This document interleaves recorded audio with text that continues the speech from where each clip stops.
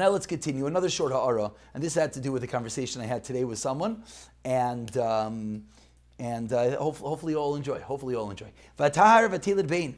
She gives birth. Vatemer osav elokim es charpasi. Hashem is gathered in my cherpa. So Rashi says that she'isi lecharpa. Why? I was an akara. I wasn't able to have children. Vaya'imrim alai, and they were going to say about me, she'el chelkel she'esav arasha Rachel imenu. She's going to fall to Esav. Ben, you don't mind. Can you go to the kitchen and put some marchala in this bowl? Yeah, sure. Thank you so much. Appreciate it. It's just sitting on the counter. I would tell you not to take the milking spoon, but there's a spoon in there. That'd be weird. Here it is. If you don't have a child, listen what happened over here. She calls her son Yosef. Why? Asaf elokim es charpasi. Kol zman she'in le'isha bein, ein la bimi lip lois serchuna. She has no one to blame things on. So she was happy that she had a child. Now, she could blame all her problems on her children. Now, it sounds like, first of all, it sounds like quite, it's a Chechi woman.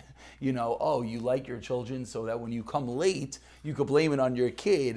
But listen to the examples. This is what I wanted to point out. Mishayesh lo ben, tailabai. You have a child, you could blame it on the kid. Says the Medrash further, Rashi's quoting, Mi shavar kli zeh. Who broke this kli? Bincha. Mi achal te'inem elu. Bincha. So the two examples, thank you very much. The two examples in the Medrash are, who broke an item? Blame it on the kid. Who ate the food? Blame it on the kid. So first, let's be makdim the wonderful words of Rav Chaim Shmulevitz.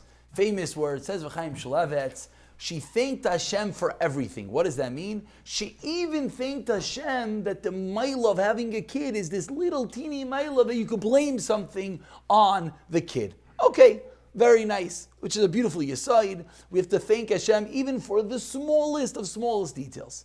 But I wanted to point out a different item in the Medrash. What were the examples in the Medrash? Who broke the kli? The kid. Who ate the cake?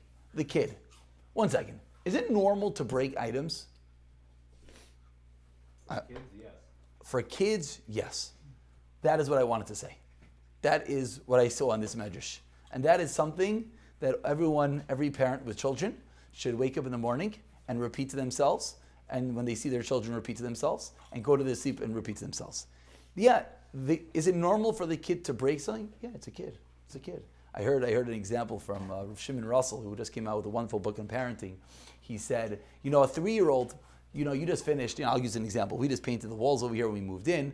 Okay, we didn't really agonize and aggravate over it like some people, with shade and this and that. Okay, but you finish painting finally and everything's a big deal, right? Till the painter comes and makes a mess and gets paint on the floor that you can't get off, the way that it goes. Okay, yeah, it's paint on the floor. Anyways, so, the kid comes, a 3-year-old, let's use a 3-year-old as an example. 3-year-old comes, takes some markers and, makes his Picasso on the wall, right? Okay.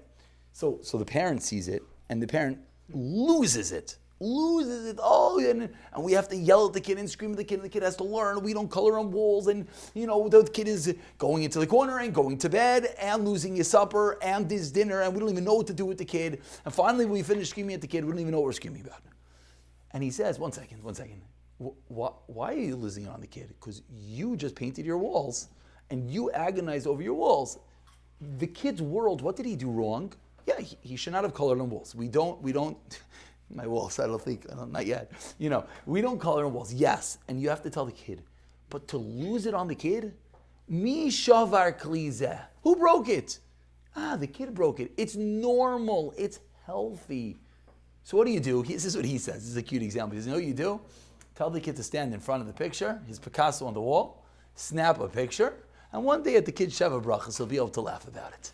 And maybe with that mindset, you'll be able to not lose it on the kid. But what I see in this Medrash, what I see in this Rashi, is that if Rachel Imenu is thanking Hashem to the extent that when something goes wrong, I could blame it on my kid, probably Rachel Imenu was good mechaneches, right? I gotta assume that she was in control of her children. Maybe this is a raya, how much she should be in control. Okay, I'm not getting involved. but seemingly, Rachel Imenu. And what's going on over here? And she's blaming the broken kli on her son. Obviously, it's normal to break items. Now, this does not mean like, oh, so what did the rabbi say tonight? He said that our children should go and take all the china and throw it on the floor. And no. But when a child does something wrong, and obviously there's different ages, my 10-year-old, it's a little bit weird if the 10-year-old is taking things. Maybe there is a problem. We're not, you always have to give that introduction before, so you get that angry email that, the disclaimer, don't take these words out of context, which is what everyone loves to do. We're not saying anything extreme. We're saying something very simple, that when something simple happens, instead of losing it, just realize, A, it's normal, and B, you know what, let's try to be like the pasuk, and thank Hashem, how many people would again, and these are difficult things, like, the children in China, what they would do for that food that you're not eating. So it's difficult to think how many people would do anything for a child like that. But sometimes when we remind ourselves that it's normal, it's healthy, it's natural, that itself is a nice chizuk.